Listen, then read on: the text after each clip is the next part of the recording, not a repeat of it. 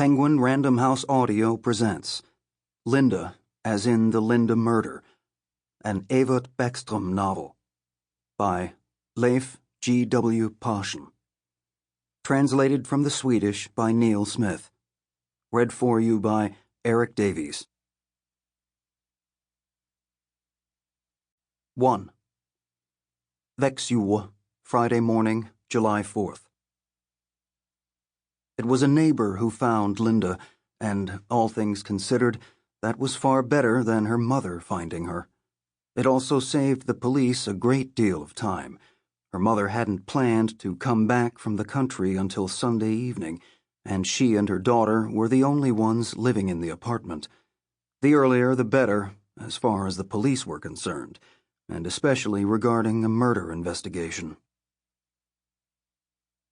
At 8:05 in the morning, the alarm had reached the Regional Communications Center of Växjö Police, and a patrol car that was in the vicinity had responded. Just 3 minutes later, they had reported back. The first patrol was in place.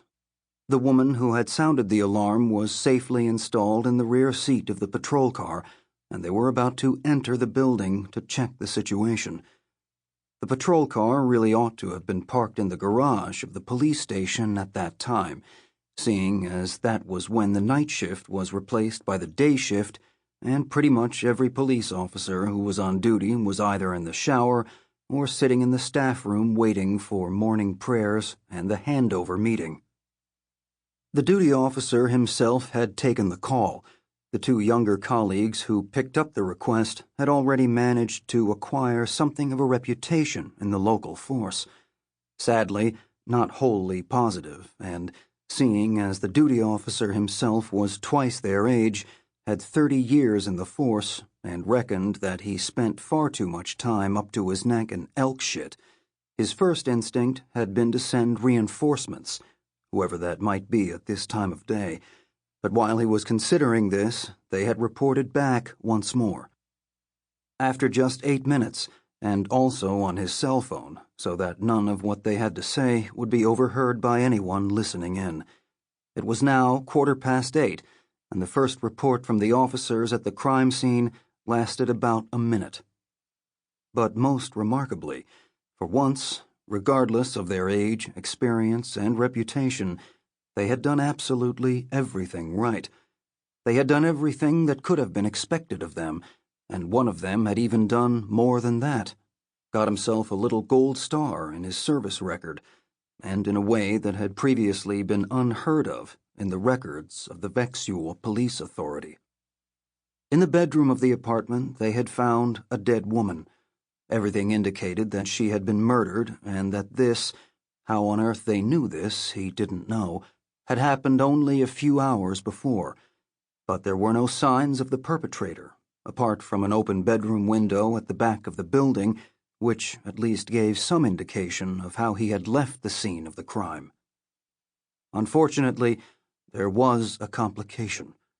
The young officer whom the duty officer spoke to was convinced that he recognized the victim, and if she was who he thought she was, it meant that the duty officer had met her on numerous occasions over the summer, and most recently when he left work the previous day.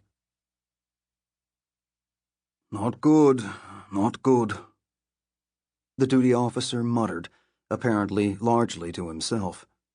Then he had pulled out the little reminder list of what he should do if the worst happened to him at work. A laminated sheet of A4 with 10 things to remember, and the thought-provoking heading, "If the you-know-what hits the fan at work." He used to put it under the blotter on his desk at the start of each shift, and it was almost 4 years since the last time he had any reason to take it out. "Okay, boys," the duty officer said. "This is what we're going to do." Then he too had done everything that could reasonably have been expected of him, but no more than that, because you don't want that sort of excitement at his age. The patrol car that had arrived at the crime scene first contained 2 young police officers from Växjö. Acting Police Inspector Gustav von Essen, 30 years old and known in the force as the Count because of his name, even though he was always careful to point out that he was actually just a perfectly ordinary baron. The other officer in the car was his 4 years younger colleague, Police Constable Patrick Adolphe, known as Adolf for reasons that were sadly not limited to his family name alone. When they responded to the call, they were a couple kilometers from the alleged crime scene, on their way back to the police station. Because there was practically no traffic at all in the area at that time of the morning, Adolf had done a 180-degree turn, put his foot down, and headed back the quickest way without lights or siren, while the Count kept a sharp eye out for any suspicious movement in the opposite direction. Together they made up almost 200 kilos of police officer, of prime Swedish stock, mainly muscle and bone, with all their senses and motor functions in the best possible shape.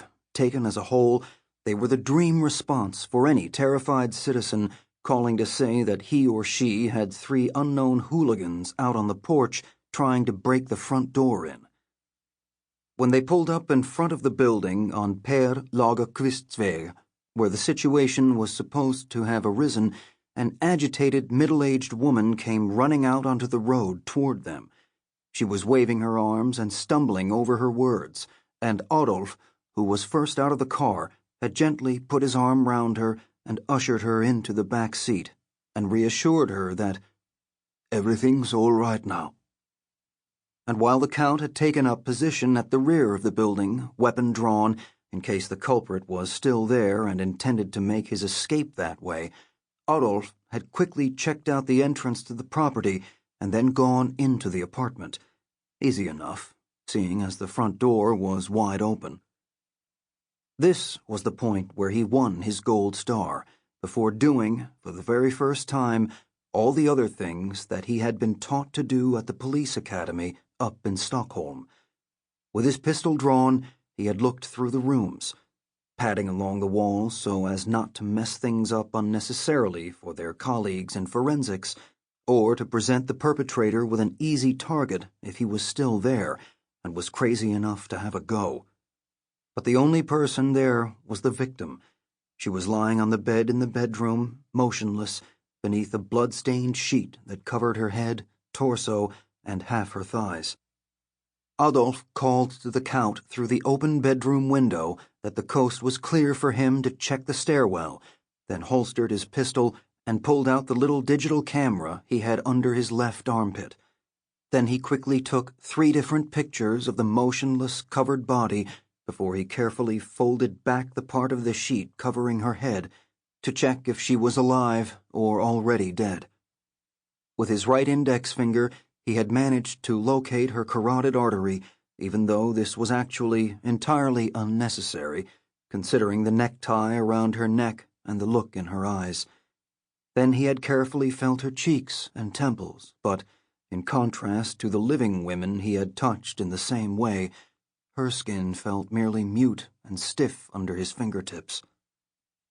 She looks pretty dead, even if she hasn't been dead for long, he thought. But he had also recognized her, not as someone he had merely seen before, but as someone he was actually acquainted with, had even spoken to and fantasized about afterward. Strangest of all, although he had no intention of ever telling anyone about this, he had never felt so present as he did just then.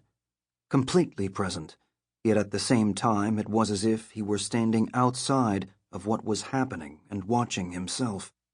As if this really wasn't anything to do with him, still less with the woman lying dead in her bed, even though just a few hours before she must have been just as alive as he was.